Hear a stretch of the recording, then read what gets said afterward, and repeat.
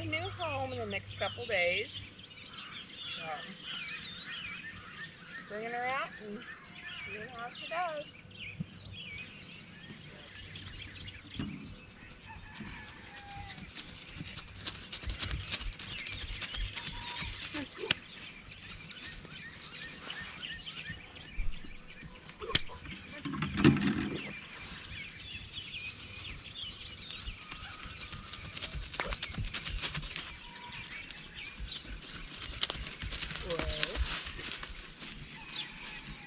Good girl.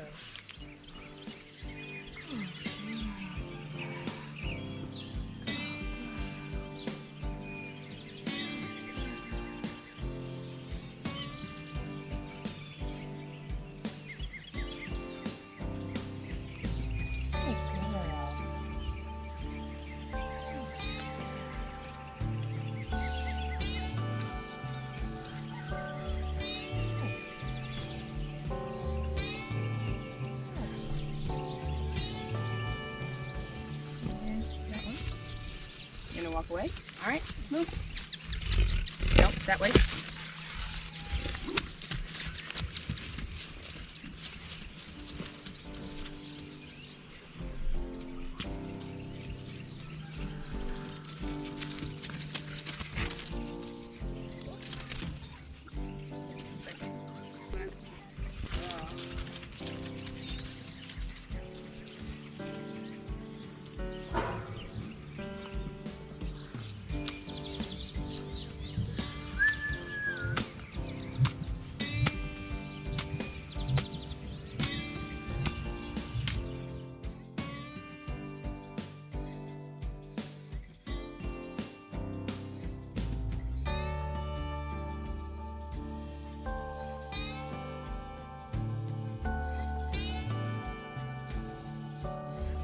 This to some extent is just desensitizing. It's a different type of pressure release.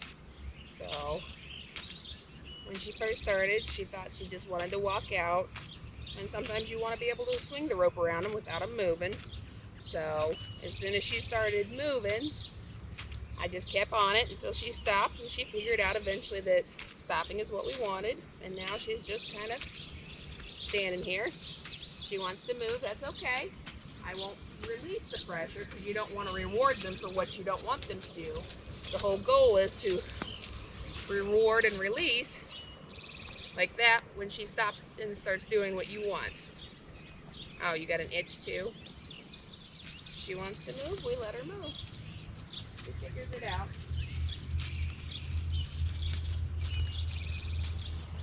You want your horse to do what you want because she wants to. Eventually, even now, they get to the age and the weight where they don't want to do something, you can't force them to do it physically. They have to realize that what cues you're wanting and that they're not going to get hurt. Good girl. 2 eyes. 2 eyes. Good girl. Good girl. And horses are meant to be fearful by nature. They run away. This is their nature. Most of them don't fight, they just have the flight instinct, and what you gotta do is teach them not to run when they're scared. They're better up freezing, stopping, and thinking. This gives them time to figure out what's going on, and then they don't have to worry about them. And I'm not beating her with the rope, but I'm not necessarily being super gentle with her, because you don't want your rope to drop and smack her and her to go crazy either. And we have 2 different sides of the brain. A lot of times the one side works better just because we're used to working it on it. Good girl. Good girl.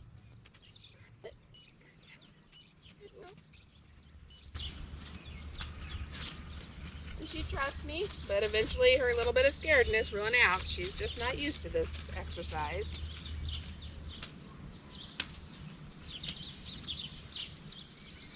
Alright, so what I'm doing here is just throwing the rope around her legs.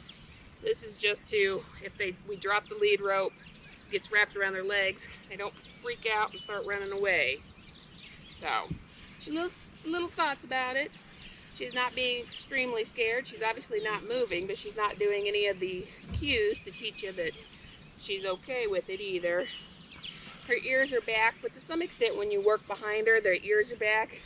She's not got happy ears. There's a happy ear, and then there's I'm listening to you behind you ears.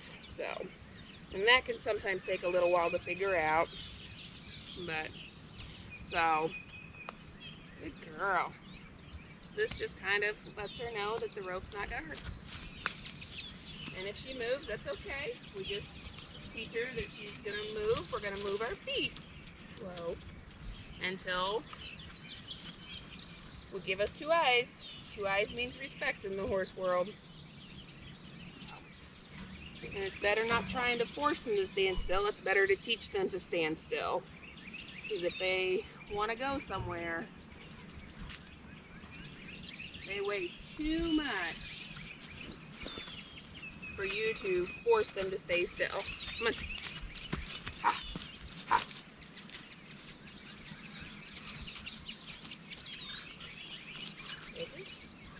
Good girl. If you notice, when I stop her, I don't jerk her head. I don't make her stop. I show her that stopping's easier than to keep going. The name of the game is not to run your horse into the ground. It's to teach them that moving's harder than stopping.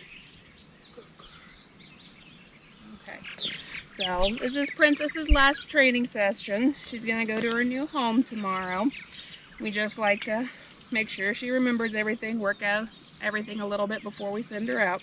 She isn't even quite a yearling yet. She was born September 1st of last year. So she's doing really well. She's getting quite pretty and big. She understands the back and forth and the round pen working pretty good now. We do the Clinton Anderson method more than anything. And what we do is we just try and teach her respect and to respect our space. And what they do then is they understand that if they don't listen, we aren't going to fight them. We're going to move their feet, because we can make them move a heck of a lot easier than we can fight them to stand still. So we teach them that standing is the easy option, and it's what they want to do because it gives them a break, and it's not run them to the ground, and it's not run them till they're tired. It's just like any other horse pack would do. Horses in the arena or out in the wild, they run each other and they tell them to move their feet, and that's how they get them to understand, and they understand the pecking order. And as a human being so much smaller, we want to be the top of that pecking order. Yeah, you're a good girl. So, as you can see, she's not scared of us. It doesn't matter that we're moving. She's not scared of any of the implements. She knows that they're there. She'll touch them. It's not a big deal. She knows they're not there to hurt her. They know it's there and it's part of it. And by golly, I got short arms. I need a little extra reach. And she can move a lot faster than I can. So here we're also going to try to trim up her feet before we actually send her off to our new owners. And she's pretty good, but she is still young. We've only done her feet a couple of times. And what we're doing is, if you notice, Mama doesn't actually have a lead rope on the halter. So anytime that Princess fights us in any shape or form, if she pulls her foot, especially if she tries to show signs she's thinking about kicking, we just stop and we run her. Now what this is doing is it's teaching her, if she fights, she has to work.